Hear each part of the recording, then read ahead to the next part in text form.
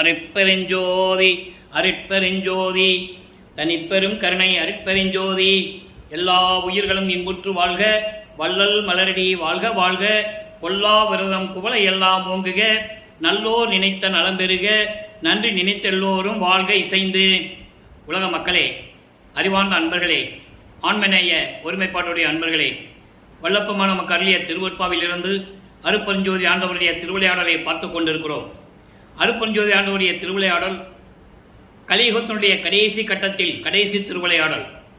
1823 ஆண்டு தொடங்கி 1874 ஆண்டு வரை, அதாவது 30/1/1874 இரவு 12 மணி வரையிலும் அருட்பெருஞ்சோதி ஆண்டவருடைய திருவிளையாடல் நடந்து கொண்டிருந்தது. அருட்பெருஞ்சோதியுடைய திருவிளையாடல் கடைசி திருவிளையாடல் நடப்பதற்கு காரணம், இந்த பிரபஞ்சம் தோன்றிய காலத்திலிருந்தே 4 யுகங்களிலும், கிரேத யுகம், திரேத யுகம், துவாபர யுகம், கலியுகம், 4 யுகங்களிலுமே அருட்பெருஞ்சோதி ஆண்டவரால் படைக்கப்பட்ட பதத்தலைவர்கள், பிரம்மன், திருமால், ருத்திரன் போன்ற பதத்தலைவர்கள் சமயங்களையும் மார்க்கங்களையும் உருவாக்கிவிட்டார்கள். சமயங்களையும் மார்க்கங்களையும் உருவாக்கிய உடனே அந்த காலகட்டத்தில் இருந்த மக்கள் அவர்கள் கருத்துக்கேற்றபடி ஆலயங்களை அமைத்து அவர்களுக்கேற்றபடி வழிபாட்டு முறைகளை அமைத்து மக்களை வழிபட செய்து விட்டார்கள். மக்களும் வழிபட்டு கொண்டிருக்கிறார்கள். அப்போ அந்த சமயங்களுக்கும் மதங்களுக்கும் மார்க்கங்களுக்கும் ஆயுள் காலம் உண்டு. எப்படி யுகங்களுக்கு ஆயுள் காலம் உண்டோ அதே போன்று சமயங்களுக்கும் மார்க்கங்களுக்கும் ஆயுள் காலம் உண்டு. இவையெல்லாம் முடிந்த உடனே இந்த பதத்தலைவர்களாகிய பிரம்மன், திருமால், ருத்திரன், மகேஸ்வரன், சதாசிவம் போன்ற பதத்தலைவர்களுடைய ஆயுள் காலம் முடிந்து விடுகிறது. அப்போ அவர்கள் செயலற்று இழந்து விடுகிறார்கள். அதன் பிறகு இந்த பிரபஞ்சத்தை உருவாக்க வேண்டும், இந்த பிரபஞ்சத்தை செயலாற்ற வேண்டும், 5 தொழில்களையும் செய்து கொண்டு இந்த பிரபஞ்சத்தை இயக்க வேண்டும் என்பதற்காக தன்னுடைய செல்வ பிள்ளையை ஒரு தாயின் வழியாக இந்த பூலோகிற்கு வருவிக்க செய்தார் அருட்பெருஞ்சோதி ஆண்டவர். அப்போ இந்த செயல்களெல்லாம் நடந்து கொண்டிருக்கும் போது 51 ஆண்டுகள் பாக்கி இருக்கிறது. அதாவது சதாசிவம் தான் கடைசியில் 5 தொழில் செஞ்சுட்டு இருக்கிறார். ஏற்கனவே பிரம்மன், திருமால், ருத்திரன், மகேஸ்வரன் காலங்கள்லாம் முடிந்த உடனே கடைசி கட்டத்தில் சதாசிவம் 5 தொழில்களை செய்து கொண்டிருக்கிறார். அப்போ 51 ஆண்டுகள் பாக்கி இருக்கிறது. அந்த 51 ஆண்டுகளுக்கு பிறகு இந்த பிரபஞ்சத்தை இயக்க வேண்டும். மக்களுக்கென்று ஒரு மார்க்கம், சுத்த சன்மார்க்கம், அருட்பெருஞ்சோதி ஆண்டவரால் உருவாக்கப்பட்ட சுத்த சன்மார்க்கம் மக்களிடையே போய் சேர வேண்டும். உலக மக்களெல்லாம் இன்புற்று வாழ வேண்டும் என்பதற்காகவே தனது மகனை, தனது செல்வப்பிள்ளையை இங்கே பூலோகத்திற்கு ஒரு தாயின் வழியாக வருவிக்க செய்தார் அருட்பெருஞ்சோதி ஆண்டவர். அதனுடைய இறைவனுடைய திருவிளையாடலை தான் இப்போ நம்ம பார்த்துக்கிட்டு இருக்கோம்.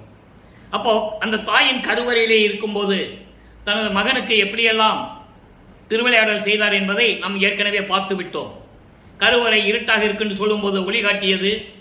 தனது மகன் தாயின் கருவறையில் இருக்கும்போது பசி என்று சொல்லும்போது அருளமுதம் ஊட்டியது, தென்றல் காட்டு வீசியது. இப்படி நிகழ்ச்சிகளை, திருவடிகளை எல்லாம் பார்த்து விட்டோம். இந்த பூலோகத்துக்கு வருவிக்குற்ற பிறகு 5வது மாத காலத்தில், வருவிக்குற்ற 5 மாதங்கள் ஆகும்போது தில்லையிலே தனது மகனுக்கு தில்லை தலத்திடையே திரை தூக்க தரிசித்த போது, வேய் வைகை மேல் காட்டாதே எந்தனக்கே வெளியாய் காட்டிய மெய்வுறவா மெய்ப்பொருளே என்று கூறுவார் நமது பிள்ளை பெருமானவர்கள். அங்கே சிதம்பர ரகசியத்தை காட்டியது, வெட்ட வெளியாக காட்டியது. அதான் சுத்த சிவஞான வெளி என்பதை நம்ம பின்னால் பார்க்க போகிறோம். அந்த வெளியை காட்டியது. அதன் பிறகு தன் மகனை காண அருட்பெருஞ்சாண்டவர் வரவே இல்லை. நமது பிள்ளை பெருமானவர்கள் வருவிக்க உற்று 8 ஆண்டுகள் வரையிலும் அவர் யார் என்ற தெரியாத நிலையில் இருந்து கொண்டிருக்கிறார்கள். மனம் ஒரு நிலையில் இல்லை, வீட்டில் சரியாக தங்குவதில்லை. இந்த நிலைகள் தொடர்ந்து இருக்கும் போது 9வது ஆண்டிலே அருட்பெருஞ்சாண்டவர் தன் மகனை ஆட்கொள்கிறார். தன் மகன் முன் எழுந்தருளி, மகனே, நீ என்னால் வருவிக்க உற்றவன், கவலைப்படாதே என்று சொல்லி உனக்கு முன்பருவம் பின்பருவம் காட்டி அருள் செய்வேன் என்று சொல்லி மறைந்து விடுகிறார். ஆக இறைவனால் வருவிக்க உற்றவன் என்ற நிலை மட்டும் அவருக்கு தெரிகிறது. மீதி எல்லாம் மறைப்பு நிலையில் இருக்கிறது. இறைவன் அருட்பெருஞ்சாண்டவர் தன் மகனுக்கு மறைப்பு நிலையை கொடுத்துவிட்டு மறைந்து விடுகிறார்.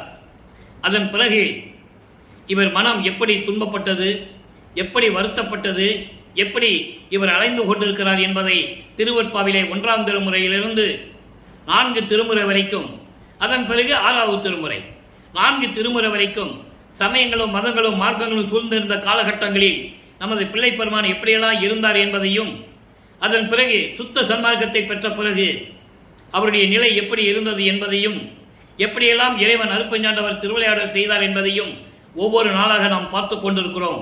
அந்த வகையில் இன்று நாம் பார்க்க வேண்டியது 1ஆம் திருமுறை பதிகம் 6 திருவருள் முறையீடு 105வது பாடல். ஒவ்வொரு பாடலிலிருந்தும் நம்ம பார்க்க முடியும். தினமும் ஒட்டுமொத்தமாக 51 ஆண்டுகள் நடந்த திருவிளையாடலை ஒரே நாளில் சொல்ல முடியாது. கதை மாதிரி வேணா சொல்லலாம். ஆனாலும் பாடலில் இருக்கின்ற உண்மைகளை, பாடலில் என்ன வல்லப்பமாக நமக்கு அருளி இருக்கிறார்கள் திருமுறையிலே என்பதை ஒவ்வொரு பாடலிலிருந்து நாம் பார்த்து கொண்டிருக்கிறோம். இன்று 105வது பாடல். பாடலை நல்லா கவனிங்க. பாடல் உங்களுக்கு புரியாவிட்டாலும் கூட இறைவன் கொடுத்த விளக்கம் மிகவும் எளிமையாக இருக்கும். நெருப்புக்கு முட்டையும் கூழுக்கு இட உப்பையும் நேடி செல்வோர் பருப்புக்கு நெய்யும் ஒன் பாலுக்கு வாழைப்பழமும் கொல்ல தெருப்புக்கு வாரோடு சேர்கில் என்னாம் இச்சிறுமை இச்சிறுநடையாம் இருப்புக்கு வேண்டிய நான், இச்சிறுநடையாம் இருப்புக்கு வேண்டிய நான் சிவயோகர் பின் எய்தில் என்னே. இது பாடல். பாடல் புரியாது உங்களுக்கு, ஆனால் விளக்கம் மிகவும் எளிமையாக இருக்கும். இந்த விளக்கத்தை பாருங்க. அவருடைய மனநிலையை சொல்லுகிறார். அதாவது வறுமைக்கு ஒற்று 9வது ஆண்டிலே வறுமைக்க உற்றவன் இறைவனுடன் மகன் என்று தெரிந்த பிறகு, அவருக்கு மறைப்பு நிலை ஏற்பட்ட பிறகு ஞானம் உண்டாகிறது. மெஞ்ஞானம் இன்னும் கிடைக்கல. அப்போ அவருக்கு சுத்த சன்மார்க்கத்தை பற்றி தெரியாது. அருட்பெருஞ்சாண்டவர் யாருன்னு சொல்ல மாட்டாரு, அவருக்கு தெரியாது. மறைப்பு நிலை இருக்கிறது. அவருக்கு கருவில் இருக்கும்போது தெரியும். ஆனால் இப்போ மறைப்பு நிலையில் இருக்கிறார். அப்போ இந்த நிலையில் இருக்கும்போது சமயங்களும் மதங்களும் மார்க்கங்களும் சூழப்பட்ட நெறிகளில் சிக்கிக்கொண்டு, திருநூறு பூசிக்கொண்டு, உத்திராட்ச மானியை கழுத்தலை மாட்டிக்கொண்டு, ஊதுவத்தி கொளுத்திக்கிட்டு, கற்பூரம் ஏற்றிக்கிட்டு, சிவசிவா சங்கரா நமச்சிவாயா சிவாயனமன் சொல்லிட்டு வணங்கிக்கிட்டு இருக்கிறாரு. அது காலத்தின் கட்டாயம். ஏன்னால் அவங்களுடைய அதாவது ஆண்டவர் அருட்பெருஞ்சாண்டவர் அந்த நிலையில் தன் மகனை இருக்க வைக்கிறார். அதுக்கு பிறகு இதெல்லாம் வேண்டாம்னு சொல்லணும். ஏன்னா இதெல்லாம் சுத்த சன்மார்க்கத்துக்கு தேவையில்லை. அந்த காலகட்டங்களில் சூழ்ந்திருந்த காலகட்டங்களில் தன் மகனை வருவிக்க செய்ததனால் இந்த நிலை அவருக்கு ஏற்படுகிறது என்பதை நீங்கள் புரிந்து கொள்ள வேண்டும். இப்போ அந்த பாட்டுடைய பொருள் பாருங்க. 9வது ஆண்டிலிருந்து 12 ஆண்டுகளுக்குள் அவருடைய மனநிலையை பற்றி முறையீடு செய்கிறார். அதாவது முட்டை அழிப்பதற்கு நெருப்பை தேடுகிறார்கள். நெருப்புக்கு முட்டையும், முட்டையை அழிப்பதற்கு சாப்பிட்றதுக்கு நெருப்பை தேடுகிறார்கள். கூழை காய்ச்சிக்கிட்டு அது உப்பை போடுறதுக்கு தேடுகிறார்கள்.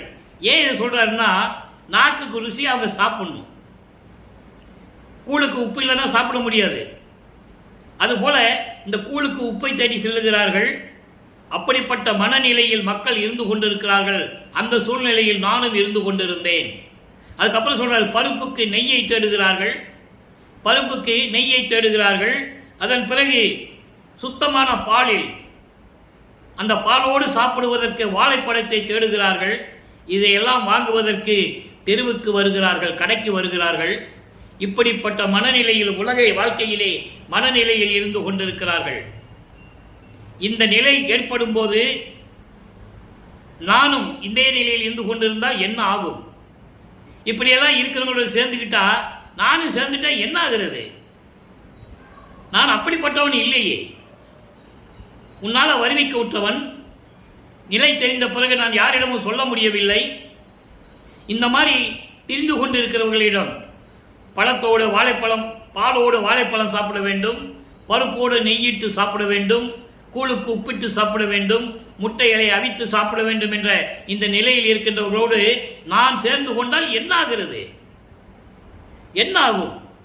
இந்த துன்பமான உலக வாழ்க்கையில் அதான் சிறுநடை என்று சொல்கிறார். சிறுநடை என்பது உலக வாழ்க்கை. இந்த உலக வாழ்க்கையில் விரும்பி இருக்க நான் நினைத்தாலும் சரி, என் மனம் ஒரு நிலையில் இல்லை. இதையெல்லாம் விட்டு விலகி உன்னுடைய சிவனடியார்களிடம் சேருவதனால், உன் சிவனடியார்களுக்கு பின்னால் சென்றால் என்னவாகும்? நான் உலக நடையில் இருக்கும் போது இந்த துன்பையிலே சிக்கிக்கொண்டு உலக மக்களிடையே சிக்கிக் கொண்டிருந்தால் என்ன ஆயிருப்பேன்? இந்த உலக வாழ்க்கையை விரும்பி நான் நினைச்சிட்டு இருந்தேன்னா நான் என்ன ஆகுறது? அவங்களோட நானும் தெருவுக்கு தான் வரணும். நான் அந்த நிலையில் இல்லை. அதனால் நான் உய்யடைய வேண்டும் என்றால் நான் மேன்மடைய வேண்டும் என்றால் உன்னுடைய சிவனடியார்களுடைய பின்னால் சென்றால் எனக்கு அந்த நிலை, அருள் நிலை கிடைக்குமா? நீ எனக்கு வந்து அருள்வாயா? விரைவில் வந்து எனக்கு அருள்வாயாக என்று சொல்லி இந்த பாடலை அருளியிருக்கிறார்கள். மைய கருத்து என்னவென்றால், உலக நடையிலே, உலகையிலே இருக்கின்ற மக்கள் இப்படியெல்லாம் இருக்கிறார்கள். பருப்புக்கு நெய்யிட்டு பாலோடு வாழைப்பழம் சாப்பிட வேண்டும். இந்த மனநிலையில் அவர்கள் தெருவிலே திரிந்து கொண்டிருக்கிறார்கள். கடைக்கு வந்து இதெல்லாம் தேடி அலைஞ்சு வாங்கிட்டு இருக்காங்க. நான் அந்த நிலையில் இருந்தால் என்னுடைய நிலை என்னாகும்? நான் சிவனடியார்களின் பின்னால் செல்ல நினைக்கிறேன். அந்த நிலையை நீ உருவாக்கி தர வேண்டும். நீ விரைவில் வந்து எனக்கு அருள்வாயாக என்று சொல்லி இந்த பாடலை நமக்கு அருளியிருக்கிறார்கள். இந்த நிலை வல்லப்பமானவர்கள் வருவிக்க உற்ற பிறகு முறையீடு செய்கிறார் இறைவனிடம். இப்போ வல்லப்பமானவர்கள் அதாவது வருவிக்க உற்று 8 ஆண்டுகள் வரையிலும் 51 ஆண்டுகளை அருட்பெருஞ்சோதி ஆண்டவர் 8 பிரித்து அந்த 8 ஆண்டுகளில் தன் மகனுக்கு எப்படி அருளை கொடுக்கிறார் என்பதை தான் இறைவனுடைய திருவிளையாடலாக பார்த்துட்டு இருக்கோம். முதல்ல 8 ஆண்டுகள் வரைக்கும் என்ன கிடைக்கல. இப்போ 2வது 8 அதாவது 9வது ஆண்டிலிருந்து 16 ஆண்டுகளுக்குள் என்ன நடக்கிறது தான் இந்த முறையீடு செய்கிறார். இப்போ 13வது ஆண்டு தொடக்கத்தில் இவர் திருவொற்றியூர் செல்லுகிறார். திருவொற்றியூரிலே எப்படியெல்லாம் இறைவனிடத்தை முறையிட்டார் என்பதையும், எப்படியெல்லாம் சமயங்களும் மதங்களும் மார்க்கம் சொன்ன நெறிகளை பின்பற்றிக் கொண்டிருந்தார் என்பதையும் நாம் ஏற்கனவே 11 பதிகத்திலே பார்த்து விட்டோம். 12வது பதிகம் திருவொற்றியூர், அதாவது திருவொற்றியூரில் எந்த நிகழ்ச்சி நடக்கவில்லை, எந்த அருளையும் பெற முடியவில்லை, இறைவன் வந்து காட்சியை கொடுக்கவில்லை. அப்போ இங்கே திருமுல்லை வாயில் சொல்லுகிறார், அங்க ஒரு பதியத்தை பார்த்தோம். இப்போ அதே திருமுல்லை வாயில விண்ணப்பம் வைக்கிறார். அப்போ வல்லப்பமானவர்கள் 16 ஆண்டுகளுக்குள் இருந்து கொண்டிருக்கிறார். அப்போ வல்லப்பமானவர்கள் நமது பிள்ளை பெருமானவர்கள் எங்கு சென்றாலும் நடந்துதான் செல்லணும். அவருக்கு எந்த விதமான அருள் கிடைக்கவில்லை, எந்த விதமான சக்தியும் அவருக்கு இல்லை. ஆனால் ஞானம் மட்டும் கிடைத்திருக்கிறது. இறைவன் ஆட்கொண்டதனால் ஞானம் கிடைத்தது. இப்போ திருமுல்லை வாயில என்ன நடக்குது? திருமுல்லை வாயில் திரு விண்ணப்பம் பதியத்தினுடைய பெயர். அங்கே விண்ணப்பம் வைக்கிறார். 4வது பாடல். மலைவிழா முல்லை வாயில் மேவிய விலையில்லா மணியே விளக்கே சற்றும் குலைவு இல்லாதவர் கூடும் நின் கோயிலில் தலைவிழா தவம் என் கொல் செய்ததே என்று சொல்கிறார். இப்ப பாடலுடைய விளக்கம் பாருங்க. அதாவது மாயைகளும் மயக்கங்களும் இல்லாத அருளோடு விளங்கிக் கொண்டிருக்கின்ற திருமுல்லை வாயிலே பொருந்திய அங்கே வாழ்ந்து கொண்டிருக்கின்ற இருந்து கொண்டிருக்கின்ற விலையில்லா மணியே, விலை மதிக்க முடியாத இறைவனே, விளக்கே, சுடரேன்னு சொல்றார். விளக்கே சற்றும் குலவு இல்லாதவர்கள் கூடும், அதாவது சிறந்த அடியார்கள் கூடக்கூடிய உன்னுடைய கோயிலில் வந்து வணங்கிய, அதாவது கோயிலில் வந்து வணங்கிய போதும் எதற்காக தவம் செய்ய வேண்டும்? உன் கோயிலில் வந்தா போதுமே. இந்த சிவனடியார்களாம் தவம் செய்து கொண்டிருக்கிறார்கள். உன் கோயிலுக்கு வந்தாலே அது தவம் செய்வதற்காக தானே, தவம் செய்ததாக பொருந்தும். தவம் செய்ய வேண்டியதில்லை, உன் கோயிலில் வந்து உன்னை வணங்கினால் போதும் என்று சொல்லுகிறார். திருமுல்லை வாயிலுடைய சிறப்பை சொல்லுகிறார். அங்கே இருக்கின்ற இறைவனுடைய சிறப்பை சொல்லுகிறார். விண்ணப்பம் வைக்கிறார். நான் ஏன் தவம் இருக்க வேண்டும்? உன் கோயிலுக்கு வந்து விட்டேனே. இதுக்கு முன்னால் பார்த்த பதியத்தில் சொல்லுவார், நான் உன்னை தேடி கோயிலுக்கு வந்தா நீ வாட்டுக்கு பாராத முகமாறி இருக்கிற, என் கூட ஒரு வார்த்தை கூட பேசுறது இல்லை, ஏன் வந்த, எதுக்காக வந்தன்னு கூட கேட்கறது இல்லை, நீ யாருன்னு கூட ஒரு கேள்வி கூட என்னை கேட்கறது இல்லைன்னு சொல்லுவார். அதை தான் இங்கே சொல்றாரு. மறுபடியும் விண்ணப்பம் வைக்கிற மாதிரி சொல்றாரு. இந்த மாதிரி உன் கோயிலுக்கு வந்துட்டா நான் ஏன் தவம் இருக்கணும்? அடியார்கள் எதுக்கு தவம் இருக்கணும் என்ற விளக்கத்தோடு இந்த பதியத்திலே இந்த பாடல் நமக்கு அருளி இருக்கிறார்கள். அடுத்த பதியத்தில் ரொம்ப பிரமாதமா இருக்கும். இந்த திருமுல்லை வாயில் பதியம், இந்த 2 பதியம் தான் இந்த மாதிரி நிலையில் ஓடிட்டு இருக்கும். அப்போ அவர் திருமுல்லை வாயிலுக்கு போயிட்டு மறுபடியும் திருவொற்றியூர் வருகிறார். திருமுல்லை வாயிலில் ஒன்றும் கிடைக்காது, எந்த விதமான பலனும் இல்லை. மறுபடியும் திருவொற்றியூர் செல்லுகிறார். அப்போ வல்லப்பமானவர்கள் 3வது எட்டில் இருந்து கொண்டிருக்கிறார்கள். 3 24 வருவிக்கவுற்று 24 ஆண்டுகள் வரைக்கும் என்ன நடந்தது? 16வது ஆண்டு வரைக்கும் இந்த நிலை நடந்து கொண்டிருக்கிறது. எந்த விதமான அருளையும் பெற முடியவில்லை. திருமலைபாயிலுக்கும் திருவொற்றியூருக்கும் அலைந்து கொண்டிருக்கிறார். இப்போ அந்த 17வது ஆண்டிலிருந்து 24 ஆண்டுகளுக்குள் 3வது திருமறை உருவாகிறது. அங்கே 10வது பதியத்தினுடைய பாடலை பார்த்து கொண்டிருக்கிறோம். புனரா விறகு பொருந்துரு வேட்கையின் இரங்கல், அதில் 14வது பாடல். மொத்தம் 30 பாடல்களை கொண்டது. இந்த பாடலுடைய விளக்கம் என்னவென்றால், தன்னை ஒரு தலைவியாகவும் இறைவனை தலைவனாகவும் உருவகப்படுத்தி வர்ணனை செய்து தோழியிடம் சொல்லுவது போல, உள்ளத்திடம் சொல்லுவது போல உலக மக்களுக்கு தெரிவிக்கிறார். ஏன்னா ஒரு காதலை, ஒரு பெண் தன்னுடைய காதலை தோழியிடம் சொல்ல வேண்டும். அப்போ ஒரு பெண்ணாக உருவகப்படுத்தியதனால்தான் அந்த நிலையை சிறப்பாக சொல்ல முடியும். அந்த நிலையில் இருந்து கொண்டு இந்த பதியத்தை நமக்கு அருளி இருக்கிறார்கள். அதை தான் பார்த்துட்டு இருக்கோம். பாடலை பாருங்க. தொழுது வணங்கும் சுந்தரருக்கு தூது நடந்த சுந்தரனார். தொழுது வணங்கும் சுந்தரருக்கு தூது நடந்த சுந்தரனார். அழுது வணங்கும் அவருக்கு மிக அருள் ஒற்றியனார். அணைந்திலரே, அணைந்திலர் என்ற வார்த்தை தான் அண்டர்லைன், முக்கியமான வார்த்தை. அதில் தான் இப்போ நம்ம விளக்கம் பார்க்க போறோம். அணைந்திலரே, பொழுது வணங்கும் இருள் மாலை பொழுது முடுகி புகுந்ததுக்கான். தோழியிடம் சொல்றார். அதாவது காதலனை பார்க்க செல்லுகிறாள் காதலி, பார்க்க முடியவில்லை. அப்ப அந்த மனநிலையை, மன வருத்தத்தை தோழியிடம் சொல்லுகிறாள். அதுபோல தன்னுடைய மனநிலையை உலக மக்களுக்கு தெரிவிக்கிறார். புகுந்தது கான் செடுமை விழியாய் தோழியை வர்ணிக்கிறார். அழகான கண்களுடைய என் தோழியே, பெண்ணே, என்னடி நான் செய்வது ஒன்றும் தெரிந்தில்லனே. இது பாடல். இப்ப இந்த பாட்டுடைய விளக்கம் பாருங்க. எப்படிப்பட்ட இறைவன் முதல்ல சொல்றார். தொழுது வணங்கும் சுந்தரருக்கு தூது நடந்த சுந்தரனார். சுந்தரனார் என்பது அழகானவர். சுந்தரம் என்றால் அழகு. இப்போ சுந்தரனுக்கு தூது சென்றார் சொல்லுகிறார். சுந்தரன் பரவி நாச்சியார் என்ற ஒரு பெண்ணை காதலித்து விட்டார். இவர் போய், சுந்தரன் போய் பெண்ணு கேட்கிறாரு அந்த பொண்ணுடைய அப்பா கிட்ட. நீயே பிச்சை எடுத்து கோயிலில் தின்னுட்டு இருக்க, உனக்கு திங்கிறதுக்கு சோறு இல்லை, இருக்கிறதுக்கு இடம் இல்லை, என் பொண்ணை கேட்கிறியா நீ? உனக்கு பொண்ணு கொடுக்க முடியாதுன்னு சொல்லிட்டாரு. அதை திருவடி புகழ்ச்சியை கூறுவார் நமது பிள்ளை பெருமானவர்கள். எழில் பறவை இசைய ஆரூர் மருகின் அருள் கொண்டு ராவுலவும் பதம் என் தொண்டர் பசியார கச்சூரின் மனைதோறும் இறக்க நடை கொள்ளும் பதம். ஒரு கட்டத்தில் சுந்தரனார் வந்து, நான் பிச்சை எடுத்தெல்லாம் சாப்பிட முடியாது, என்ன ஊர்ல கேவலமா பேசுறாங்க, ஒருத்தன் பொண்ணு தர மாட்டேன்றான், எனவே நீ தான் பிச்சை எடுத்து எனக்கு கொடுக்கணும்னு சொல்றாரு. என் தொண்டர் பசியார, அந்த தொண்டன் பசியார கச்சூரின் மனைதோறும், திருக்கச்சூர் என்ற ஊரிலே ஒவ்வொரு வீட்டுக்கும் பிச்சை எடுத்துக் கொண்டிருந்தார் சிவபெருமான் என்று சொல்லுவார் அந்த பாடலிலே. அப்போ இந்த எழில் பறவை இசைய பறவை நாச்சியாருக்கு தூது சொல்றார்.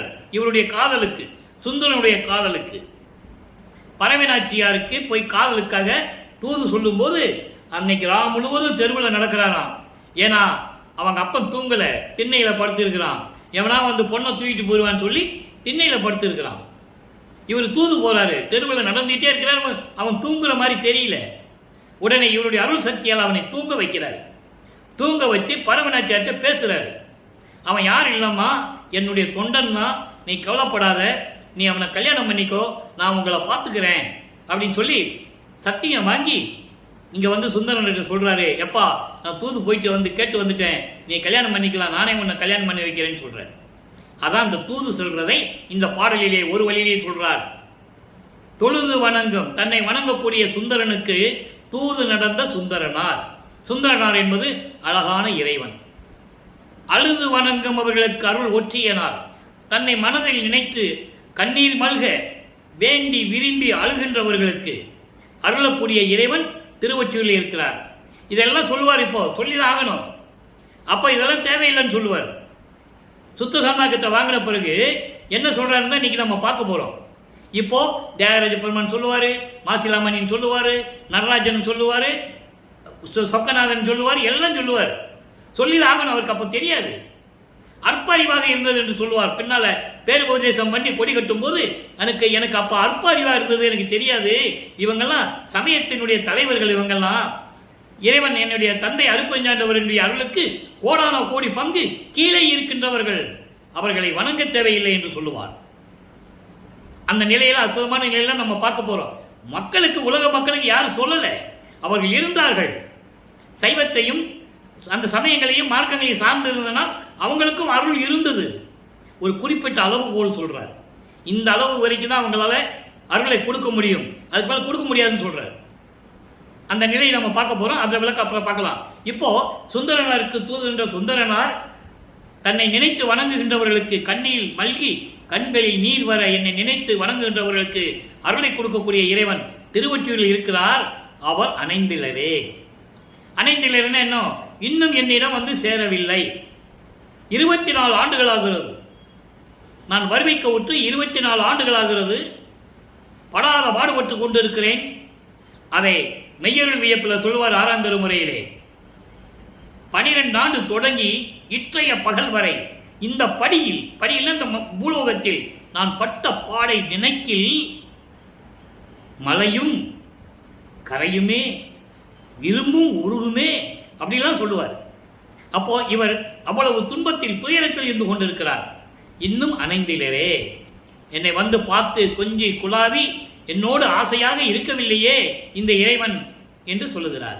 அதுக்கடுத்து சொல்வார், பொழுது வணங்கும் இருள் மாலை பொழுது முடுகி புகுந்தது. பகல் பொழுது போய் இவர் திருவொற்றியூரில் நின்றுட்டு இருக்காரு. பகல் பொழுது போய் மாலை பொழுது போய் இரவும் வந்துருச்சு. நான் என்ன செய்வேன் தோழி? நான் காத்து கொண்டிருக்கிறேன், தேடியும் போறேன். அவரும் என்னை தேடி வருவதில்லை, நானும் தேடியும் போறேன். நான் என்ன பண்றது? நான் என்ன செய்வதுன்னு தெரியாம திகைத்துக் கொண்டிருக்கிறேன்னு சொல்றார். இதனால் உலக மக்களுக்கு அவர் சொல்ல வேண்டிய கருத்து, உலக மக்களே, நான் இறைவனால் வருவிக்க உற்று ஒரு தாயின் கருவறையிலே இருக்கும் போது என்னை ஆட்கொண்ட இறைவன், அதன் பிறகு தில்லையிலே எனக்கு காட்சி கொடுத்த இறைவன், அதன் பிறகு 9வது ஆண்டிலே ஆட்கொண்ட இறைவன், அதன் பிறகு என்னை பார்க்க இன்னும் வரவில்லை. நான் வருவிக்க உற்று, இந்த பூலோகத்திற்கு வருவிக்க உற்று 24 ஆண்டுகளாகிறது. இதுவரையிலும் இறைவன் வந்து என்னை ஆட்கொள்ளவில்லை, என்னோடு கொஞ்சி குழாவி மகிழ்ந்து விளையாடவில்லை. நான் என்ன செய்வேன்? உலக மக்களே, இப்படி நிலையில் நான் இருந்து கொண்டிருக்கிறேன். ஒவ்வொரு நாளும் கடந்து கொண்டிருக்கிறது. நான் திருவொற்றியூரிலே தெருவிலே நின்று கொண்டிருக்கிறேன். நான் இதற்காக தான் சொன்னேன். ஒரு பாடலை சொல்லுவார், நான் போக மாட்டேன், நீ திருவிளையாடல் செய்வ, நீ என்னை தெருவில் விட்டுருவேன்னு சொல்லுவார் ஒரு பாடல்ல. அதை திருவொற்றியூரில் ஒரு பாடலில் சொல்லுவார். அதை நம்ம பின்னால பார்க்க போறோம். இந்த விளக்கத்தை மட்டும் மைண்ட்ல வச்சுக்கங்க, மனசுல வச்சுக்கங்க. ஏன்னா பின்னால விளக்கம் சொல்லும்போது உங்களுக்கு இது புரியும். அதாவது தெருவில் நின்றுட்டு சொல்றாரு, நான் அன்னைக்கே சொன்னேன் நான் போக மாட்டேன், பூலோகத்துக்கு போக மாட்டேன்னு சொன்னேன். நீ போ, நான் பார்த்துக்கிறேன்னு சொன்னேன். நான் அன்னைக்கே சொன்னேன் தெருவில் விட்டுருவேன்னு சொன்னேன். இப்போ என்னை தெருவில் விட்டுட்டேன், நான் தெருவில் நின்றுட்டு இருக்கேன். பழி எனக்கு ஒன்றும் இல்லை, உலகம் உன்னை பழிக்கும். பெற்ற பிள்ளையை மகனை தெருவில் விட்டு விட்டான் என்று இந்த உலகம் உன்னை பழிக்கும். அந்த பழி சொல்லுக்கும் இழி சொல்லுக்கும் ஆளாகாதே என்று ஒரு பாடலிலே கூறுவார். திருவொற்றியூரிலே அத்தனை ஆதாரங்கள் உண்டு, யாரும் மறுக்க முடியாது. அப்போ இந்த நிலையில் இருக்கும்போது சொல்றாரு, உலக மக்களுக்கு சொல்றாரு. இதெல்லாம் மக்களிடம் யார் சொல்லல, பொதுப்படையாக பேசினார்களே தவிர திருவருட்பால் இருக்கின்ற உண்மைகளை ஒவ்வொரு பாடலில் என்ன சொன்னார்னு மக்களிடம் யார் கொண்டு சேர்க்கல. இறைவன் தயவாலயம் கருணையாலயம் பெற்ற விளக்கத்தை இந்த வள்ளலார் ஊழியன் உங்கள் முன்னால் பேசிக் கொண்டிருக்கிறேன், சொல்லிக் கொண்டிருக்கிறேன். அப்போ தெருவில் நின்றுட்டாரு.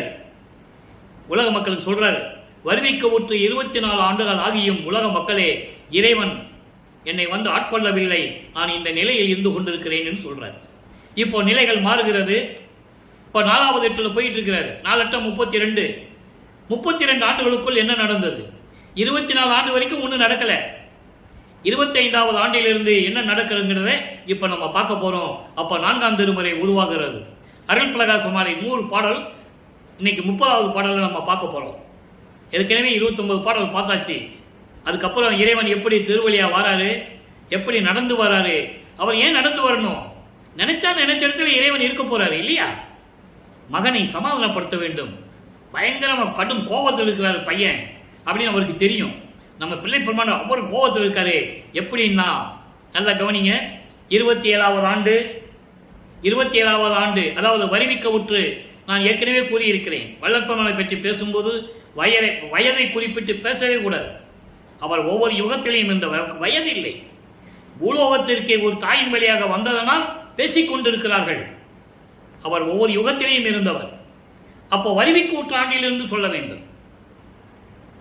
வருவிக்கு ஆண்டிலிருந்து 27வது ஆண்டு தொடக்கத்தில் தனக்கோடி அம்மையாருக்கு விமோசனத்தை கொடுக்க வேண்டும். அந்த அம்மாவுக்கு மோட்ச வீட்டுக்கு வழிகாட்ட வேண்டும். அதற்கு இவர் தாலி கட்ட வேண்டும். இது ஏற்கனவே நிர்ணயிக்கப்பட்டது. பாடல்களுக்கு திருவருட்பாவில் பாடல் இருக்கு, ஏற்கனவே நிர்ணயிக்கப்பட்டது. அப்போ இவர் அந்த பொண்ணை கல்யாணம் பண்ணணும்னா இவர் வருவிக்க உற்ற குடும்பத்தில் இருந்து சொந்தத்தில் வரணும்.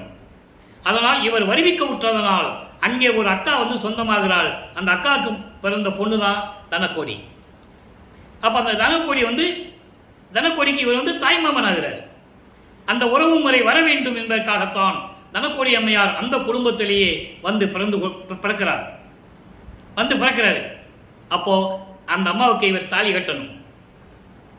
அந்த நிலைதான் 27வது ஆண்டு அந்த அம்மையாருக்கு தாலி கட்டுகிறார். திருமாங்கல்யம் பூட்டி மோட்ச வீட்டை காட்டி விமோசனத்தை கொடுக்கிறார். இது திருவருட்பாவிலே பாடல் இருக்கு, நம்ம பார்த்துட்டு இருக்கோம். அதுக்கப்புறம் அந்த திருமணத்தின் போது எல்லாமே பிரம்மன் திருமல் ருச்சிரன் உட்கார்ந்து வாழ்த்த உட்கார்ந்து இருக்காங்க. இவர் பார்க்கிறார். உலக மக்களுக்கு தெரியாது, மானிட பிறவிகளுக்கு தெரியாது. நீங்க சினிமாவில் கூட பார்த்துருப்பீங்கல்ல, இங்க ஏதாவது பூலோகத்தில் ஏதாவது நடந்ததுன்னா மேல இருந்து மலர் தூவுவாங்க, வாழ்த்துவாங்க. அதெல்லாம் நீங்க சினிமாவில் பார்த்துருப்பீங்க. அந்த மாதிரி அங்கே ஒரு நிகழ்ச்சி நடக்குது. எல்லாம் உட்கார்ந்து இருக்காங்க. இவர் தலையிட்டாரு, எல்லாம் உட்கார்ந்து இருக்காங்க. பார்க்கிறாரு, அவங்க அப்பா அம்மாவும் வரல, அருப்பஞ்சாண்டவரும் சிவகாமி வள்ளியும் வரல. அப்ப என் மனது எப்படி துன்பப்பட்டது என்பது அவர் பாடலில் சொல்றாரு. அந்த பாடல் விளக்கெல்லாம் நம்ம பார்த்துட்டோம். ஆனா அதுக்கு பிறகு எப்படி வந்தாருங்கிறத நம்ம பின்னால பார்க்க போறோம். 2 குதிரை மாட்டின தேர்ல அருப்பஞ்சாண்டவர் சிவகாமி வள்ளியோட குதிரை அந்த தேர்ல 2 குதிரை மாட்டின தேர்ன்னு சொல்லுவார். தேர்ல எப்படி இவரை வாழ்த்தினார் என்றதை நம்ம பின்னால பார்க்க போறோம். அடுத்த ஒரு 2-3 நாள் அந்த விளக்கம் வந்துடும். இதை மனசுல வச்சுக்கங்க. அவங்க பிரம்மன் திருமால் ஏன் வந்தாருங்கன்னா அருப்பஞ்சாண்டவரை எப்படியாவது பார்க்கணும்னு வராங்க. புரியுது உங்களுக்கு? அருப்பஞ்சாண்டவர் பார்க்கணும்னு வராங்க. இவனுங்க வந்ததுனால அவர் வரல. ஏன்னா இன்னும் ஆண்டுகள் இருக்கு. ஏன்னா இப்ப 27 ஆண்டு தானே ஆகியிருக்கு. 51 ஆண்டுகள்ல 27 ஆண்டு தான் கடந்திருக்கு. இன்னும் 24 ஆண்டுகள் இருக்கு. அப்ப அந்த நிலையில் இருக்கும்போது அந்த நிலைக்கு அந்த தனக்கோடி அம்மையாருக்கு திருமணம் செய்து, அதாவது தாலி கட்டி, அதோட அந்த வேலை அவருக்கு முடிஞ்சிருச்சு. அவ்வளவுதான். வாழ வேண்டிய அவசியம் இல்லை, இல்லறம் நடத்த வேண்டிய அவசியம் இல்லை. ஏன்னா இவர் இறைநிலையில் இருக்கின்றவர். இந்த நிலையை கடந்த பிறகு கடும் கோபத்துடன் தந்தை மீது கோபத்தினால் வீட்டுக்குள்ள கதவை தாப்பா போட்டார். 2 கதவையும் பூட்டி உள்ள தாழ்பால போட்டார். இனிமே நான் திறக்க மாட்டேன், எங்கேயும் போறதில்லை. திருவொற்றியில் ரோடா அலைஞ்சதுதான் மிச்சம், திருமுல்ல வயலுக்கு நடந்ததுதான் மிச்சம், திருவள்ளி தாயத்துக்கு போனதுதான் மிச்சம். இனிமே எங்கேயும் போறதில்லை, இறைவன் வரட்டும் சொல்லி கதவை பூட்டி தாப்பா போட்டார். ஆக திருவிளையாடல் தொடர்கிறது. நல்லா கவனிக்கணும். திருவிளையாடல் தொடர்கிறது. எப்படி இறைவன் நடந்து வருகிறார், எப்படி அருளை கொடுக்கிறார் பாட்டில் சொல்றார். ஏன் சொன்னார் பாட்டில்? உலக மக்களுக்கு தெரியணுங்கிறதுக்காக. வெளியே சொல்ல முடியாது, யார்கிட்டையும் சொல்ல முடியாது. அப்படி சத்தியம் வாங்கிட்டு பூலோகத்துக்கு வராரு. 2 நிலத்து போல் வேடங்கட்டி இருத்திக்கலோன்னு சொல்லுவார். அருப்பஞ்சாண்ட மகன்கிட்ட சொல்லுவாரு, இங்க பாரு மகனே, நீ பூலோகத்துக்கு போற, யார்கிட்டையும் நீ யாரும் சொல்லக்கூடாது. நான் அப்பப்போ உனக்கு உணர்த்துவேன், அதை மட்டும் தான் நீ செய்யணும். அப்ப 27 ஆண்டுல உணர்த்துறாரு. தனக்கோடி அம்மாவுக்கு தாலி ஏட்டு அந்த அம்மாவுக்கு மோட்சத்தை கொடு. அது ஒரு திருவிளையாடல், அது முடிஞ்சிச்சு. இப்ப கதவை பூட்டிட்டாரா? இப்ப வருகிறார். அருப்பிரகாச மாலையில பார்க்க போறோம். இன்னைக்கு 30வது பாடல். முன்னை மறைமுடி மணியாம் அடிமலர் வருந்த. அடிமலர்கள் என்பது திருவடிகள். எப்படிப்பட்ட திருவடிகள்? முன்னை மறைமுடி மணியாம் அடிமலர்கள் வருந்த. யுகங்களிலே வேதங்கள், ரிக்வேதம், யசுர்வேதம், சாமவேதம், அதர்வண வேதம், இந்த வேதங்களின் விளக்கங்களுக்கு மேல் மணிமகுடமாக இருந்து கொண்டிருக்கின்ற அந்த திருவடிகள் இருக்கிறதே, அந்த திருவடிகள் கால் வலிக்கும்படி வலிக்கும்படி முழு இரவு. அப்படின்னா நடுராத்திரி முழுது இரவு என்பது நடுராத்திரி, நள்ளிரவு, சாமத்து இரவுன்னு சொல்லுவாங்க. சாமத்து இரவுன்னு சொல்லுவாங்க, நள்ளிரவு. நள்ளிரவில் நடந்து எலியேன் முயங்கும் இடத்து, இந்த எலியேன் இருக்கின்ற இடத்துக்கு, முயங்கும் என்பது வாழும் இடம், இருக்கின்ற இடம், இந்த இருக்கும் இடத்துக்கு அடைந்து அன்னையினும் பரிந்து அருளி. ஒரு குழந்தைய தாயை விட அன்பா யாரும் பார்த்துக்க முடியாது. தந்தை இருந்தாலும் கூட அந்த தாய் உள்ளம் இருக்கிறதே, அது உலகத்தை விட பெரியது. அப்படி தாய் உள்ளத்தோடு நடந்து வந்து, கால் வலிக்க நடந்து வந்து, நான் இருக்கும் இடத்தை தேடி நடந்து அருளி, விருப்பமுடன் வந்து, பணிந்து அன்போட வந்து, அணிக்கதவும் திறப்பித்து, அழகான என்னுடைய திருக்கதவை திறப்பித்து, இவர் திறக்கல, அவர் திறக்கிறாரு. அதை நீங்க நல்ல மனசுல வச்சுக்கணும். அதனாலதான் திறப்பித்துன்னு சொல்றாரு. இவர் பூட்டினது தான், திறக்க முடியாதுட்ட.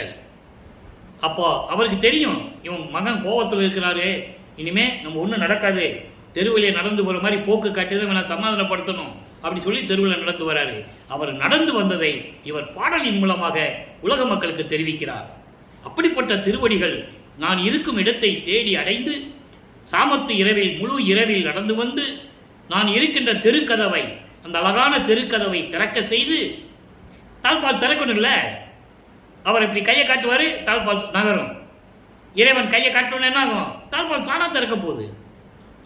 திறப்பித்து அங்கையில் ஒன்று அளித்து, அங்கையில் என்பது உள்ளங்கையில், ஒன்று அண்டராய், அருள் கொடை. என்ன கொடைன்றதை நம்ம பார்த்துட்டு தான் இருக்கோம். அவர் பாடல ஒன்று தான் சொல்லுவார். அந்த அருள் கொடையை ஒன்று அளித்து, என்னையும் அன்போடு நோக்கி கையில கொடுத்துட்டு, செல்லம்மா மகனே என்று அன்போடு கட்டி அணைத்து கொஞ்சி குலாவி, இனி மயங்காத மகனே, இதுவரையில் நீ பட்ட துன்பம் போதும், ஆண்டுகள் நெருங்கி கொண்டிருக்கிறது, இனிமே நீ கவலைப்படாதே. உன்னை வேண்டுமென்று நான் வருத்தப்பட வைக்கவில்லை, நீ வேண்டுமென்று துன்பப்பட வேண்டும் என்று நான் நினைக்கவில்லை. நீ பக்குவம் அடைய வேண்டும், சமயங்களையும் மதங்களையும் மார்க்கங்களையும் நீ கடந்து வர வேண்டும். கடந்து வந்து விட்டாய், 12 நிலைகளை நீ கடந்து வந்து விட்டாய். சரியை 4, கிரியை 4, யோக 4, முன்னாங்க 12 நிலைகளையும் நீ கடந்து வந்து விட்டாய். அதனால் நீ கவலைப்படாதே மகனே, எந்த துன்பமும் இன்னைக்கு உனக்கு வராது, நான் பார்த்துக் கொள்ளுகிறேன் மகனே என்று. என் மகனே, அங்கதான் நீங்க கவனிக்கணும். என் மகனே மகிழ்வோடு இங்கே பூலோகத்தில் இருப்பாயாக, நான் தக்க நேரத்தில் வந்து உனக்கு அருள் செய்வேன், பூலோகத்தில் இருப்பாயாக என உரைத்தாய். நீ இங்கேயே இருமகனே, இன்னும் ஆண்டுகள் இருக்கிறது, 32 ஆண்டுகள் தான் முடிந்திருக்கிறது, இன்னும் 19 ஆண்டுகள் இருக்கிறது. நான் சொல்லும் போது நீ இங்கு சிவஞான வெளிக்கு வந்தால் போதும், என்னை அது வரைக்கும் பூலோகத்திலேயே இரு என்று சொல்லி என்னை இருத்தி. நல்லா கவனிக்கணும், ஒவ்வொரு வரைக்கும் ஒரு விளக்கம் இருக்கு. இருத்தி என்பது நீங்க இருக்கணும், நீ இருப்பாயாக என்று எனக்கு சொல்லி, நீ இன்னருளை என்ன என்பேன், இப்படியெல்லாம் வந்து எனக்கு அருளை கொடுத்தாயே, உன்னுடைய அந்த அருளுடைய தன்மையை நான் என்னவென்று சொல்லுவேன். இப்போ என்ன பண்ணாரு, மகனை தேடி இதுவரைக்கும் பார்க்காத மகனை வந்து பார்த்து தெருக்கதவை திறக்க வச்சு வந்து மகனை கொஞ்சி குலாவி, நீமே கவலைப்படாத மகனே, நீ பூலோகத்தில் இருப்பாயாக என்று சொல்லி ஒரு அருள் கொடையை கொடுக்கிறார். இங்க ஒரு விளக்கத்தை, ஏற்கனவே பார்த்த விளக்கத்தை ஒரு சுருக்கத்தை சொல்ல விரும்புகிறேன். இதற்கு முன்னால் ஏமசித்தியை பெற்றது, அதெல்லாம் நம்ம பார்த்துட்டோம். ஏமசித்தியை பெற்றது, இனிமேல் உனக்கு திருநூறு தேவையில்லை, பூசாதே, திருநூறு தேவையில்லை என்று சொல்லி அருளை கொடுத்தது. அதற்கு பதிலாக அவர் விளக்கம் சொல்லுவார். எல்லாருக்கும் திருநீர் கொடுத்தையே, எனக்கு ஏன் கொடுக்கலன்னு இவர் கேட்பாரு.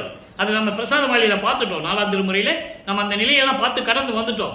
இருந்தாலும் இன்னைக்கு புதுசா பார்க்கிறவங்களுக்கு, இந்த பதிவை புதுசா பார்க்கிறவங்களுக்கு தெரியணும்ல, அதனால சொல்றேன். அப்போ உனக்கு திருநூறு, எல்லாமே திருநூறு கேட்டு வரிசையில் நின்றுட்டு இருக்காங்க. வந்தது இறைவன் யாருக்கும் தெரியாது, ஏதோ ஒரு சாமியார் கொடுக்குறாருன்னு வாங்குறாங்க. இவரும் போய் கை நீட்டுறாரு. நீட்டும் போது அவர் சொல்றாரு, மகனே உனக்கு தேவையில்லை, இனிமேல் உனக்கு தேவையில்லை, பூச வேண்டாம். உனக்கு ஏற்கனவே திருநீறு மனம் கொண்ட தேகம் இருக்கிறது மகனே. உனக்கு பிரவண தேகத்துக்கு திருநீர் மனம் உண்டு, சுத்த தேகத்துக்கு மல்லிகை மலர் மனம் உண்டு, ஞான தேகத்துக்கு கற்பூர மனம் உண்டு. பரதேகம், பரம்பர தேகம், பராபர தேகம், அந்த விளக்கங்கள் நிறைய இருக்கு. நம்ம அப்பப்போ தேவைப்படும் போது சொல்லிக்கலாம். ஒரே நாளில் எல்லா விளக்கத்தையும் சொல்ல முடியாது. அப்போ அப்படிப்பட்ட நிலையில் இருக்கும்போது நீ இங்கே பூலோகத்திலே இரு என்று சொல்லி சொல்லுகிறார். நின்னை நிகர் செஞ்சடை மேல் மதியம் அசைந்திட. அப்ப இறைவனை சிவபெருமான் என்று கூறுவார். நல்லா கவனிச்சுக்கணும். மின்னல் போன்று சிவந்த நிற சடையின் மேல் நிலாவை சூடிக்கொண்ட இறைவன் வியன் புதுவில் அருளோடு அம்பலத்திலே அருள் நடனம் புரிந்து கொண்டிருக்கின்ற விமலா. விமலா என்பது மலங்களை நீக்கிய இறைவன்.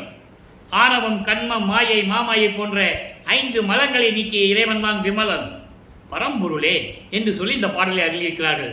ஆக அன்பர்களே, 24 ஆண்டுகள் வரைக்கும் எந்த விதமான அருளை பெற முடியாமல் திக்கு தெரியாத காட்டில் இருந்தது போல அதே பாடல்ல சொல்லுவார். ஒரு பாடல்ல அந்த விளக்கத்தில் நம்ம பார்த்துட்டோம். திக்கு தெரியாத காட்டில் ஒரு பசுங்கன்று குட்டி தாயை பிரிந்து எப்படி துன்பப்படுமோ அது போல திக்கு தெரியாமல் திரிந்து கொண்டிருக்கிறேன் என்று சொல்லுவார். அந்த நிலைகள் எல்லாம் மாறி இப்போ இறைவன் வந்து அருளி, பயப்படாத மகனே, நான் உன்னை வேண்டுமென்று துன்புறுத்தவில்லை, காலத்தின் கட்டாயம் அது, நீ பக்குவப்பட வேண்டும் என்பதனால் தான் என்று சொல்லி அருளை கொடுத்துட்டு சொல்லுகிறார். இப்போ சுத்த சன்மார்க்கத்தை பெற்றுக்கொள்ளுகிறார். எப்படி பெற்றார் என்றால் நம்ம ஏற்கனவே பார்த்துட்டோம். இன்னைக்கு புதுசா பார்க்கிறவங்களுக்கு தெரியணும் இல்லையா? அதனால ஒரு சின்ன சுருக்கமான ஒரு விளக்கம். எப்படி தத்துவங்களை கடந்து சென்று கொண்டிருக்கிறார். அருட்பெருஞ்சோதி அட்டகத்திலே அதை சொல்லுவார். நிறைய பாடலை சொல்லுவார். 7 நிலை மீசை ஏற்றி எந்தனக்கே 6 காட்டிய அருட்பெருஞ்சோதி என்று சொல்லுவார் முதல்ல. அப்புறம் 6 கடத்திய அருட்பெருஞ்சோதி என்று சொல்லுவார். 7 நடுநிலை ஏற்றி எந்தனக்கே எந்தனை ஈண்டு 6 கடத்திய அருட்பெருஞ்சோதி என்று சொல்லுவார். ஆக தத்துவங்களை கடந்து செல்லுவதை அருட்பெருஞ்சோதி அட்டகத்திலே தெளிவாக குறிப்பிட்டிருப்பார்கள். தத்துவங்களை தனித்தனியாக கடந்தேன், தத்துவாதீத மேல் நிலையில் சித்தியில் முழுதும் தெரிந்தேன். அப்போ போயிட்டு இருக்கிறாரு, மேல சிவஞான வெளிக்கு போயிட்டு இருக்கிறாரு. அப்போ இடையில ஒரு தடங்கள் ஏற்படுது. இவர் எப்படி போகணும் தெரியாம நின்றுட்டு இருக்கிறார். அந்த இடத்துல நிற்கிறார். அடுத்த நிலைக்கு போகணும். அப்போ அவர் வருகிறார். அருட்பெருஞ்சோதி ஆண்டவர் வந்து தன் மகனை கை கொடுத்து தூக்கி கொண்டு செல்லுகிறார். அது மேல் சிவநிலை தெரிந்திட சென்றேன். அப்போ வல்லப்பாமன் என்ன செய்யறாரு? அண்டங்களை கடந்து போயிட்டு இருக்கிறார். வெளிகளை கடந்து பரவெளி, பரம்பரவெளி, பராபரவெளி, பெருவெளி என வேறு முத்தகத்தை கொண்டவர். எல்லாம் வாங்கியாச்சு அவரு. அப்போ அந்த நிலைக்கு போயிட்டு இருக்கிறார். மேல சிவஞான வெளிக்கு சுத்த சன்மார்க்கத்தை வாங்கிட்டு அங்க வாங்கணும்னு சொல்றாரு. மகனே, நீ பூலோகத்துக்கு போ, நான் திரும்பி அங்க வரேன்னு சொன்னவனே பூலோகத்துக்கு வந்துடுறாரு. இதுக்கிடையில எப்படியெல்லாம் கதை பேசுவாங்க தெரியுமா? பள்ளப்பெருமானுங்க இல்லைன்னு சொன்ன உடனே, பிள்ளை பெருமானுங்க இல்லைன்னு சொன்ன உடனே என்ன சொல்லுவாங்க? நீங்க கேள்விப்பட்டிருப்பீங்க. அவர் எங்கேயாவது போயிருப்பாருப்பா. 6 மாசம் எங்கேயாவது ஊர் சுத்த போயிருப்பாரு, 4 மாசம் எங்கேயாவது போயிருப்பாரு, காணாம போயிடுவாரு திடீர்னு, அப்புறம் இங்க வருவாரு. இப்படிதானே சொன்னாங்க. அப்படி அல்ல, அது உண்மை அல்ல. திருவற்பாவலை என்ன சொல்றாரு? அவரே சொல்றாரு, நான் அண்டங்களை கடந்து சென்று கொண்டு இருக்கிறேன் சொல்றாரு. இப்போ மறுபடியும் பூலோகத்துக்கு வந்துட்டாரா? இப்ப இங்க என்ன நடக்குது? அருள் விளக்க மாலை, 6ஆம் திருமுறை அருள் விளக்க மாலை. இதுக்கு முன்னால நம்ம நிறைய பதியம் பார்த்துட்டோம், என்னென்ன நிலைகள்லாம் நம்ம பார்த்துட்டோம். இப்போ அருள் விளக்க மாலையில 12வது பாடல். பூலோகத்துக்கு வந்துட்டாரு. இங்க இருந்து அவங்க அப்பனை கூப்பிடுறாரு, அருட்பெருஞ்சோதியை கூப்பிடுறாரு. எப்படிப்பட்ட இறைவன், எப்படியெல்லாம் வரணும்னு சொல்லி கூப்பிடுறாரு பாருங்க. அருமை மக்களே, அருட்பா சாதாரண விஷயம் நினைக்காதீங்க. யாருக்கும் தெரியப்படுத்தலை இப்படி ஒரு திருவிளையாடல் நடந்தது, இப்படி ஒரு இறைவன் இருந்தது, இதுக்காக தான் வல்லப்பெருமான் வருவிக்க விட்டார் யாருமே சொல்லல. சும்மா அகவல்லாம் இத்தனை தடவை படிக்கிறாங்க இல்லையா?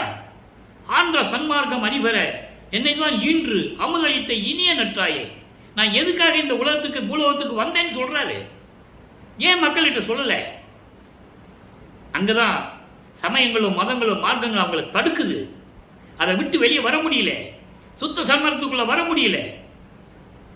அது ஒரு பக்கம் இருக்கட்டும். அது பெரிய விளக்கம் பேசணும்னா 4 கணக்கில் பேசுவேன் நான். அது வேண்டாம். அப்போ அருள் விளக்க மாலை பார்ப்போம். 12வது பாடல். தன் பெருமை தான் அறியா தன்மையனே, தன்னுடைய பெருமையை அவருக்கே தெரியாது. அப்படிப்பட்ட இறைவன் சொல்றாரு. தன்மை என்னன்னா கடவுள், அருட்பெருஞ்சோதி ஆண்டவர். அருட்பெருஞ்சோதி ஆண்டவரே, உன்னுடைய பெருமை உனக்கு தெரியவில்லை. எனது தனித்தலைவா, சுத்த சன்மார்க்கத்தின் தனித்தலைவன், சமயங்களையும் மதங்களையும் மார்க்கங்களையும் சாராத தலைவன், சாதியும் மதமும் சமயமும் பொய் என ஆதியில் உணர்த்திய அருட்பெருஞ்சோதி. யாரும் கேட்கல. இவர் ஆதியிலே சொன்னாரு அருட்பெருஞ்சோதி. அருட்பெருஞ்சோதி கடவுள் இருக்கிறது யாருக்குன்னு சொல்லலை, அவர் எல்லாத்தையும் கடந்த இறைவன் யாரும் சொல்லலை.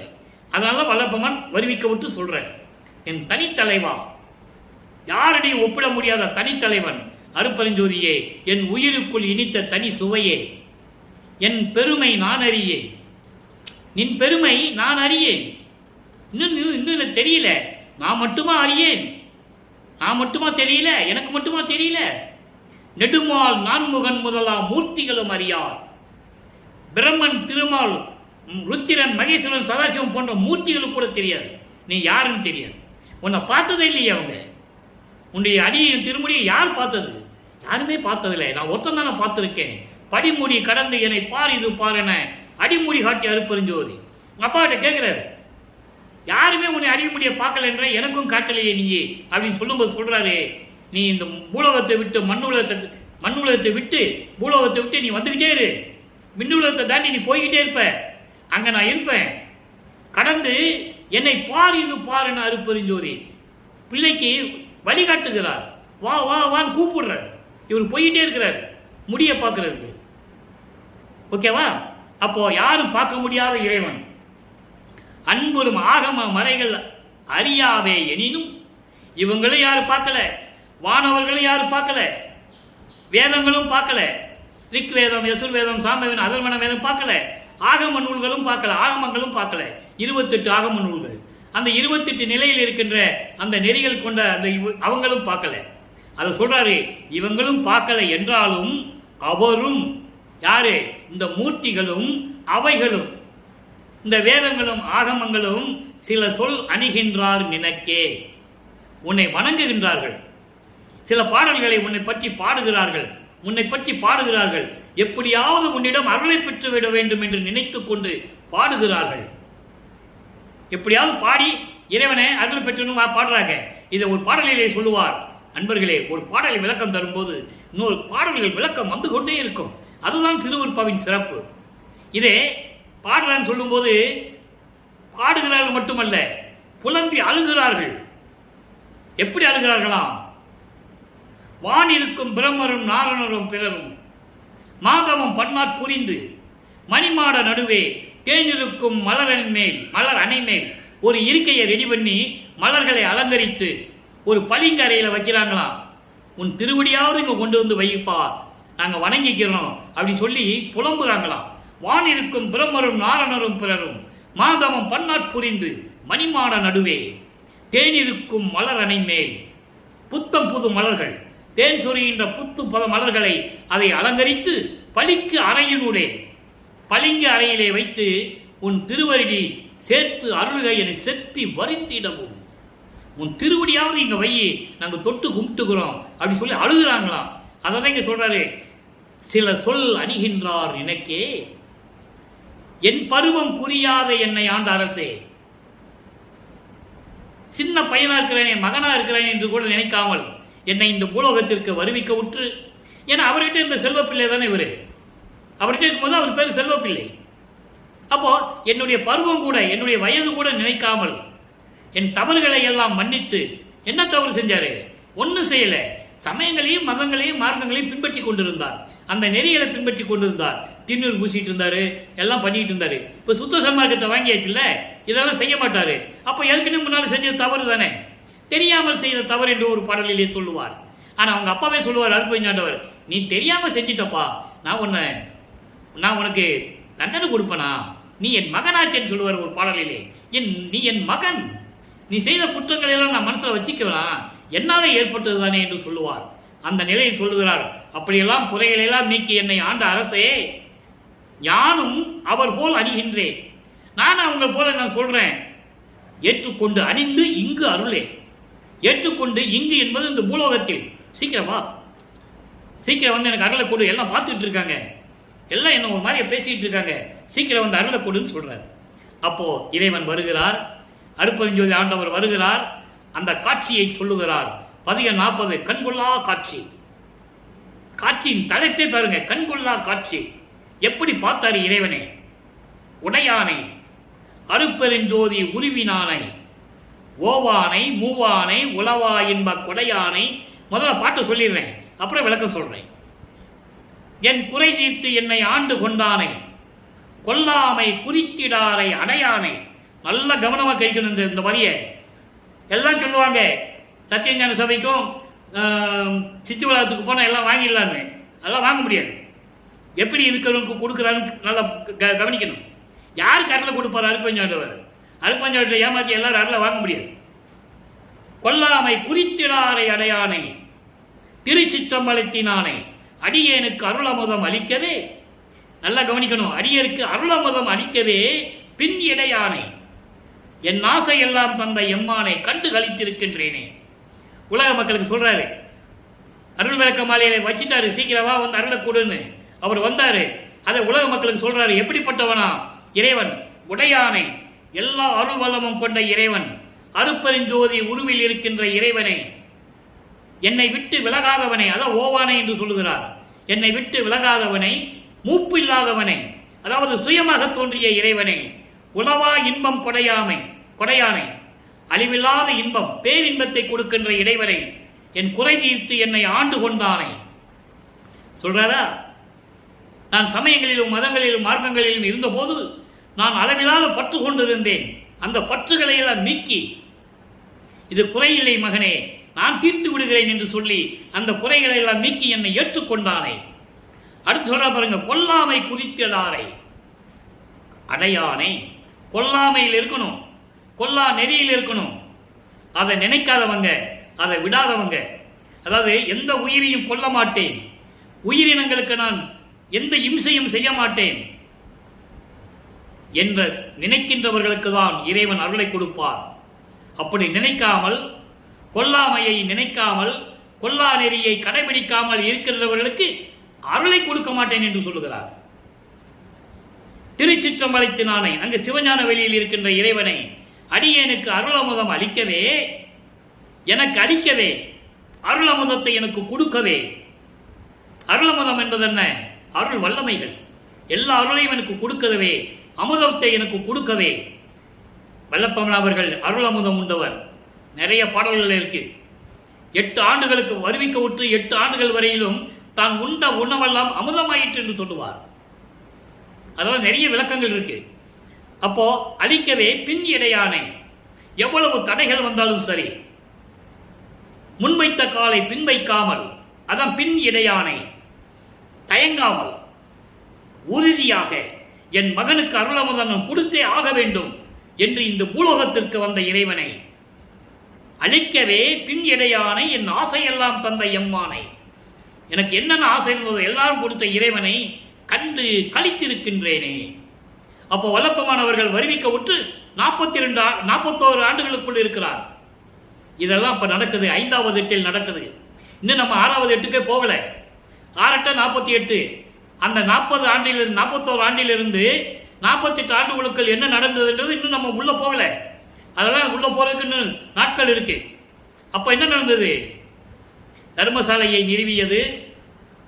அதுக்கப்புறம் நீதிமன்றத்திலே வழக்கு தொடர்ந்த போது, ஆறுமுக நாவலார் வழக்கு தொடர்ந்த போது அங்க என்ன நடந்தது?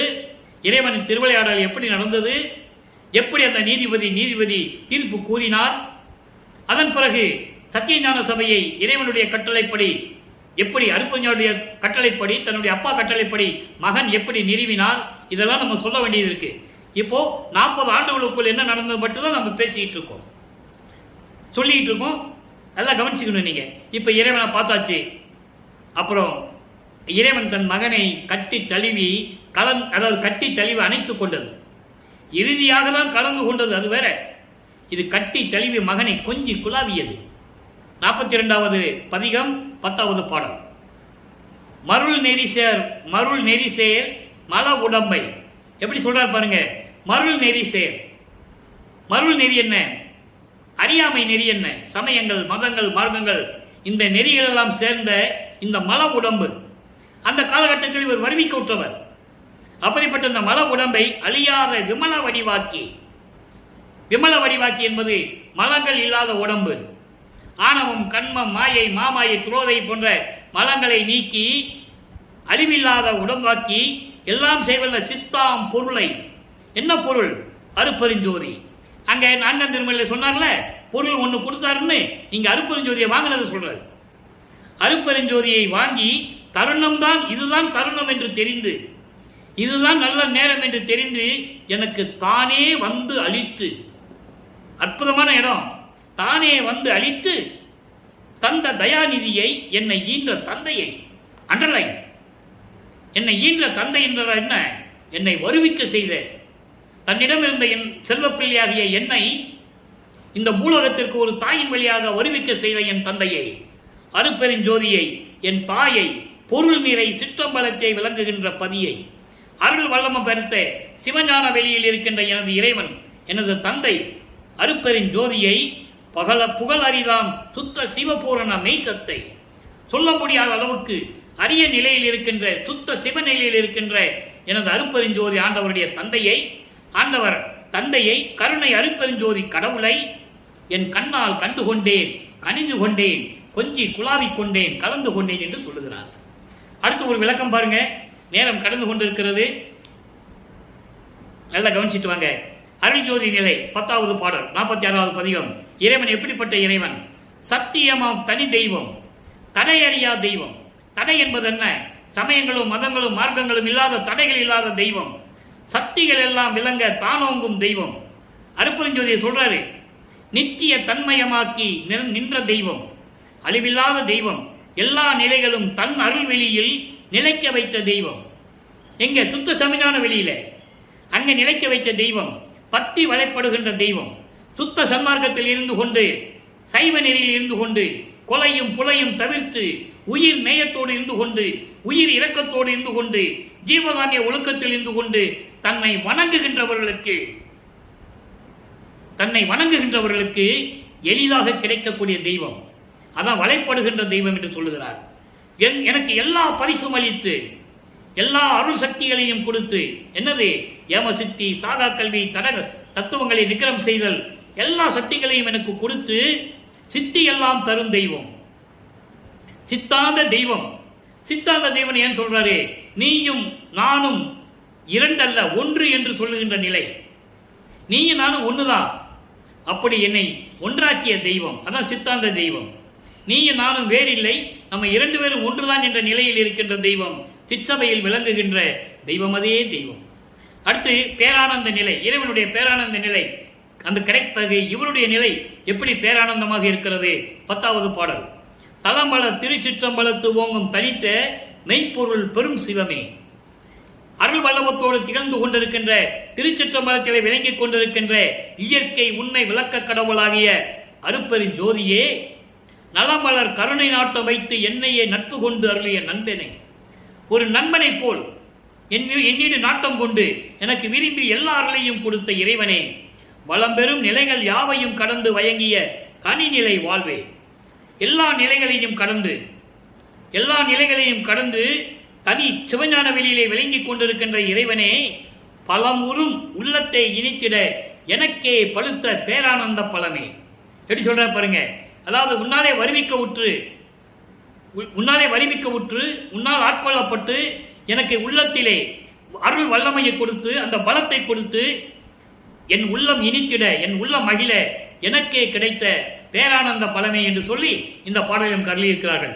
இறுதியாக ஒரே ஒரு விளக்கம் நண்பர்களே, ஏன்னா இதை கண்டிப்பா சொல்லியே ஆகணும். 48வது பதிகம் ஆண்டு அருளிய அருமையை வியத்தல். இப்ப எல்லாம் முடிஞ்சு போச்சு, இறைவனை வந்து ஆட்கொண்டார்ல, அதனுடைய நிலைமையை உலக மக்களுக்கு சொல்லணும். 10வது பாடல்.